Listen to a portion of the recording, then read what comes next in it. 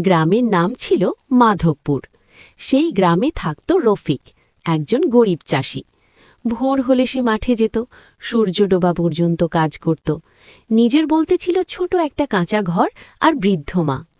দারিদ্র্য ছিল তার নিত্যসঙ্গী, কিন্তু আত্মসম্মান আর সততা ছিল তার সবচেয়ে বড় সম্পদ। একদিন হঠাৎ গ্রামে এলো শহরের বড়লোক পরিবারের মেয়ে নীরা। তার বাবা শহরের বড় ব্যবসায়ী, গ্রামের জমি দেখতে এসেছেন।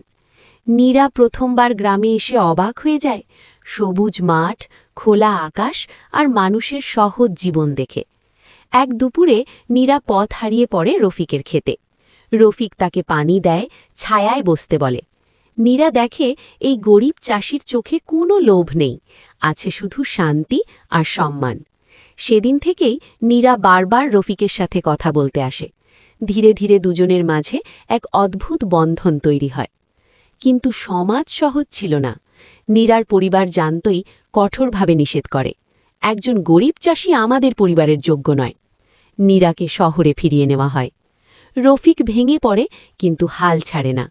সে আরও মন দিয়ে কাজ শুরু করে, নতুন পদ্ধতিতে চাষ শেখে, নিজের পরিশ্রমে ধীরে ধীরে সফল হয়। কয়েক বছর পর রফিক একজন সম্মানিত কৃষক উদ্যোক্তা হয়। একদিন শহরের এক অনুষ্ঠানে নীরা আবার রফিককে দেখে। এবার সে আর গরিব চাষি নয়, সে একজন সফল মানুষ।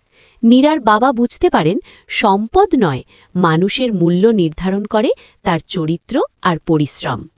শেষমেশ সমাজ হার মানে, ভালোবাসা জয়ী হয়। গল্পটা শেখায়, গরিব হওয়া লজ্জার নয়, হাল ছেড়ে দেওয়া লজ্জার।